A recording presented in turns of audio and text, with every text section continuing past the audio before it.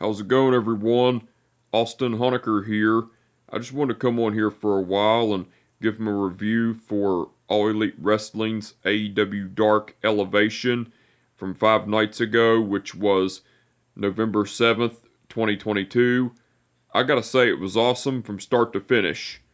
For the matches, match 1, it was Abaddon versus Amy Rose. That was a great match, but the ending to it, Abaddon went over with the Black Dahlia. Match 2, it was Dalton Castle and the Boys, which are Brandon and Brent Tate, versus the Trust Busters, which are Ari Daivari, Slim J, and Jeeves K for the Ring of Honor 6-man tag team titles. That was a great match, but the ending to it, Dalton Castle and the Boys went over and retained the Ring of Honor 6-man tag team titles, cause Dalton Castle pinned Jeeves K with the Bangarang. Match 3, it was Athena versus Abby Jane. That was a great match, but the ending to it, Athena went over with the crossface.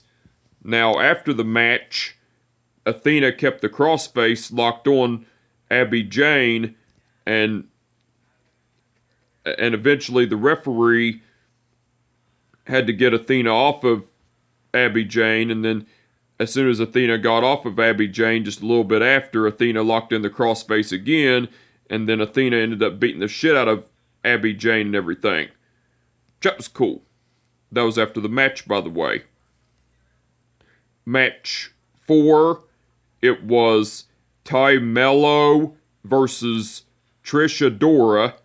That was a squash match, but the ending to it, Ty Mello went over with the Ty KO. Match 5, it was Dante Martin versus Eli Isom. That was a great match, but the ending to it, Dante Martin went over with the nosedive. Match 6, it was The Factory, which are QT Marshall, Lee Johnson, and Cole Carter versus Rhett Titus, Cheeseburger, and Logan Easton LaRoe. That was a great match, but the ending to it, The Factory went over because Cole Carter pinned Rhett Titus with the Diamond Cutter from QT Marshall. Now, after the match, The Factory, which are QT Marshall, Aaron Solo, Nick Camarado, Lee Johnson, and Cole Carter, got in the ring, and QT Marshall got on the microphone and cut a promo talking about how the Factory have been on all cylinders and everything, and as QT Marshall was continuing to talk more shit, a nail in the coffin appeared on the Titantron and everything, and so The Factory, which are QT Marshall, Aaron Solo, Nick Camarado, Lee Johnson, and Cole Carter, ended up leaving the ring and everything. That was cool. That was after the match, by the way. Match 7, it was Kip Sabian versus... No, wait a minute. Excuse me. Match 7, it was Eddie Kingston and Ortiz versus Miles Hawkins and Joe Keys. That was a squash match, but the ending to it, Eddie Kingston and Ortiz went over because Eddie Kingston made Miles Hawkins tap out to the stretch plum. Now, after the match, Eddie Kingston had Miles Hawkins still locked in the stretch plum, but Ortiz got Eddie Kingston off of Miles Hawkins. As soon as Eddie Kingston got off Miles Hawkins, Eddie Kingston went out of the ring, got a steel chair, and Ortiz took the steel chair away from Eddie Kingston as soon as Eddie Kingston got back in the ring with a steel chair. Well, after all that, Eddie Kingston and Ortiz celebrated their victory and everything. That was cool. That was after the match, by the way. Match 8, it was... Match 8, it was Kip Sabian versus Alex Reynolds. That was a great match, but the ending to it, Kip Sabian went over with a roll-up, and match 9, which was, and match 9, which was and match 9, which was the main event, it was the Best Friends, which are Trent Beretta, Chuck Taylor, and Rocky Romero versus The Butcher, The Blade, and Angelico.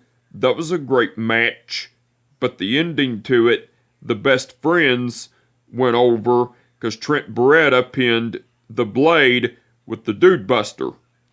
That was match 9 and the main event, by the way. Now, besides the matches, Lexi Nair interviewed Alex Reynolds. Well, Lexi Nair brought up about Alex Reynolds going one-on-one against Kip Sabian on AEW Dark Elevation and everything, and Alex Reynolds was talking about how Kip Sabian was a talented individual and how Kip Sabian is an attention seeker and wears a box over his head that says underrated, like a child that's seeking attention and everything. And Alex Reynolds was talking about how he was the dark horse of the Dark Order and how he didn't need a box to prove how he is. Don't need to wear a box over his face to prove how good he is and everything. That was cool. Now, besides all that, Ian Riccaboni and Paul White done commentary throughout the whole show. They done awesome as usual. And the referees for the event were Mike Posey, Rick Knox, Paul Turner, Bryce Remsburg, Stephon Smith, and Aubrey Edwards.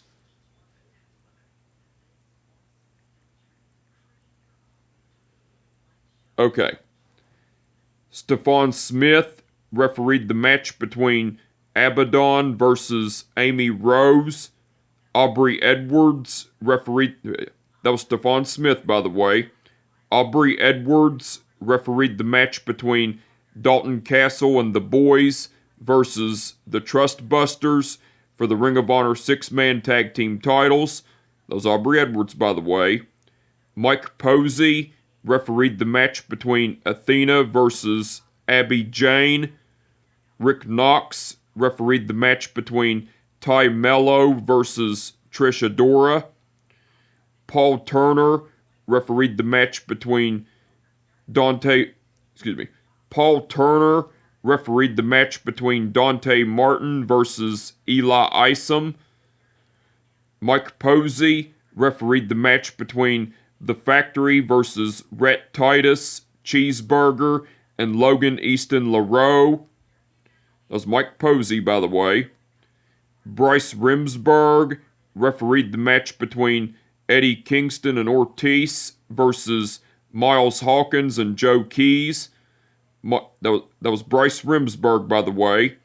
Mike Posey refereed the match between Kip Sabian versus Alex Reynolds. And Rick Knox refereed the match between the Best Friends versus the Butcher, the Blade, and Angelico. That was Rick Knox, by the way. So all the referees done awesome as usual. But anyway, I just wanted to come on here for a while and give my review for All Elite Wrestling's AEW Dark Elevation from 5 nights ago, which was November 7th, 2022. Like I said, it was awesome from start to finish.